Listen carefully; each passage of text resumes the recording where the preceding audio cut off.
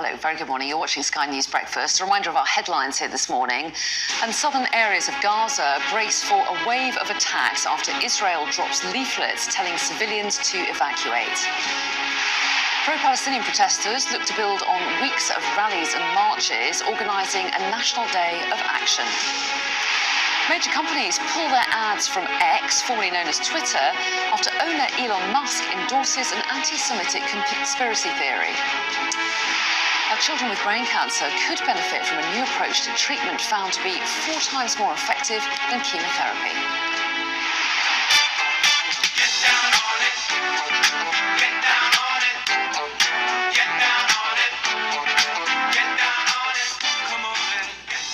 George Funky Brown, and co-founder of Kool and the Gang, is remembered as the funkiest drummer the world has seen after his death at 74. Well,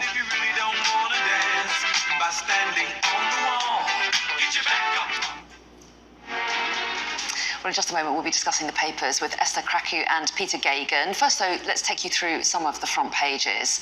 And tax cuts top the Telegraph, reporting that the Chancellor believes that the time is now. Winter warning, writes the Mirror, saying stretched households will once again struggle to cover their energy bills. The Guardian suggests the new Foreign Secretary, Lord Cameron, risks party anger with his call for more foreign aid. The Times has comments from the Health Ombudsman that toxic behaviour by doctors is putting patient safety at risk. The Daily Mail says that thousands of lives could be saved by a prostate cancer screening trial. So lots to talk about there. Here with me then to review the papers are columnist Esther Krakue and Peter Geoghegan, who's an author and journalist. So welcome to both of you. Good to see you both. Lots of different stories on the front pages this morning, so there's quite an interesting selection. So let's kick off, Esther, shall we, with the Daily Express first of all. PM gets punchy. What about? Yes, so about the Rwanda scheme, which was ruled unlawful by the Supreme Court earlier this week. He's been adamant that he is going to see it through. I think this obviously Rwanda policy, which many people were quite skeptical about, all this fuss and expenditure to potentially put only a few hundred people on a plane to Rwanda. But I think he realizes that it poses an existential crisis for the Conservative Party, because if this doesn't actually happen, it's the peak of incompetence and there's really no coming back. And James Cleverly has said he's adamant that there will be planes taking off before the next general election, but he's also, unlike his successor, completely ruled out the possibility of exiting the ECHR. Obviously, we know Suella Braverman has been keeping Rishi's feet to the fire. She published a piece with the Telegraph, I believe it was yesterday, with her 5-point plan. I don't know what the obsession with 5-point plans in the Tory party. 5, isn't it? I know. It's always one too many to remember. It's very American. Usually, I thought the rule was 3. Anyway, but she said the 5 points that she believes the government should take to actually make this happen. She's been criticizing sort of the plans of the PM, saying it's just tinkering at the edges and they need to go full in with Plan B. And I think the bigger issue is most people were skeptical with the Rwanda scheme to begin with because it just didn't seem workable. It was so novice. For people that are familiar with the region, Rwanda has had skirmishes with the DRC with regards to precious mineral mining. So it didn't even seem safe for citizens in Rwanda, let alone people that you're going to send there as asylum seekers. But he is adamant that it will happen, and we'll have to wait and see. Well, we will have to wait and see. And clearly, the Prime Minister feels that this is really important, Peter, doesn't he? For the sake of not losing face, but he clearly thinks it's an issue that the electorate cares about. Well, it's hard to even know at this point with the Prime Minister in this scheme. Like, it's quite clear the judgment was really damning. 5 serious points against it, and the Prime Minister stands up and says, the rule of law is so important, and then within minutes is announcing a policy that basically attempts to completely circumvent the law, and has put people like Lord Sumption, who are hardly, who would be allies of the Conservative government, completely against him. And the constitutionality of this is quite remarkable. And once again, I think you're seeing what might be an attempted party unity, again in a very, very, very disputed and divided party, put above the rule of law and constitutionality in the UK. And so it is quite a, wherever it lands, I think it's going to be, and as Esther says, for what really? I think some statistics suggest that it even if it starts to take place, it's going to cost about £170,000 per person, which Although is quite they say that remarkable. the deterrent effect is the point. It'll stop more it's people supposed to be coming. symbolic. I think the main issue here is the reality is the Conservatives have completely lost control of immigration. I believe it's next week we should be seeing statistics that net migration has increased to about 1 million over the last few years, which is a completely damning indictment of the Tories' lack of action. And I actually have to stress that the whole conversation about controlling immigration actually doesn't fall on traditional party lines. I mean, that was one of the motivating factors with Brexit. It's actually quite popular amongst the working class, particularly with implications to do with social services, housing, and all of that. But the fact that the Tories have let it get so out of hand, this is more symbolic than anything to show political will. But we always knew that the Rwanda scheme was going to be tied up in the courts, and this is exactly what we're seeing. Okay, and we're going to hear a lot more about it because the Prime Minister is going to introduce this treaty, then we're going to get legislation. We've got those figures as well, and the promises that flights, they hope, will take off by the spring. So we'll definitely be talking about this story again.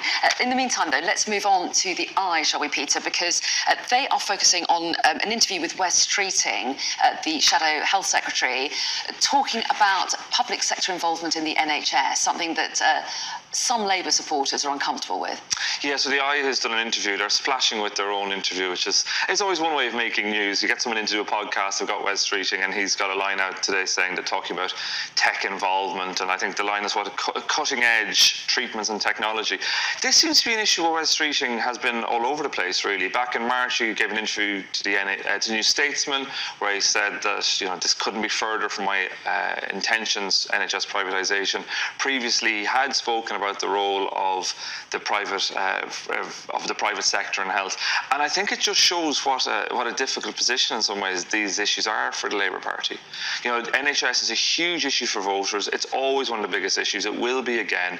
There's huge problems in the NHS, but also at the same time, there's a lot of questions: is privatisation the way to solve them?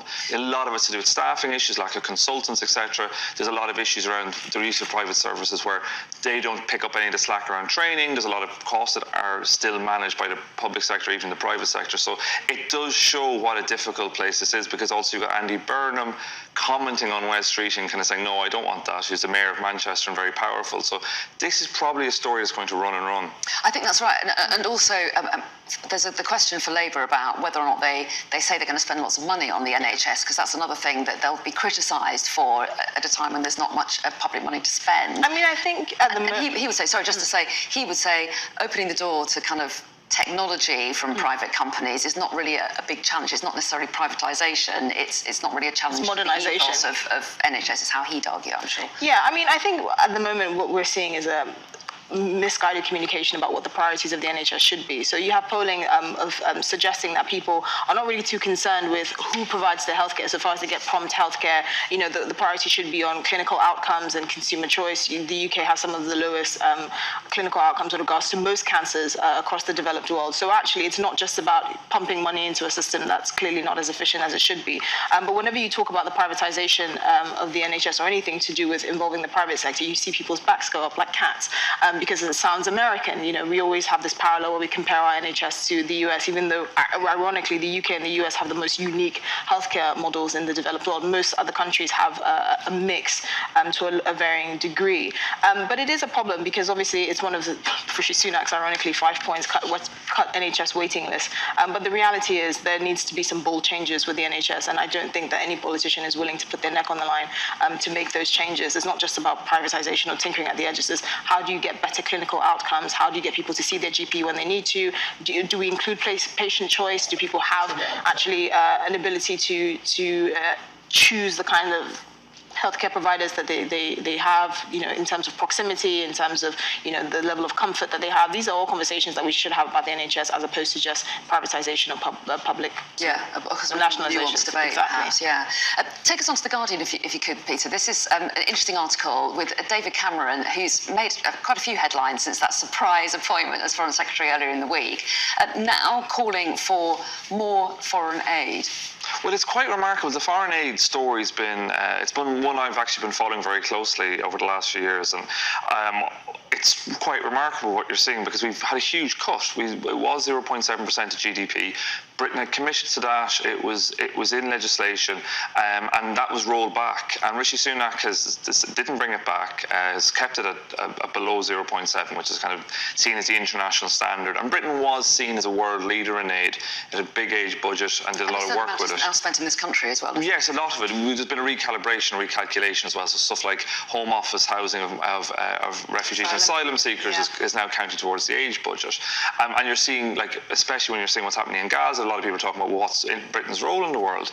And it is really, really interesting to see David Cameron now, who's kind of been brought out last week. And I think was broadly seen as likely to just basically roll along with most things that Rishi Sunak wanted, making calls for huge increases in aid spending, which I don't think are going to go down very well in the Conservative Party, in Rishi Sunak, because a lot of the right of the Conservative Party had always had a huge problem with the aid budget. We're very pleased to see, we used to have the DFID, the Department for International Development, that was rolled into the FCDO. When that happened, a lot of senior people left. There's been a huge, like beyond just the money side of it, there's been a huge talent and experience loss in Britain when it comes to international aid, especially in the last 24 months.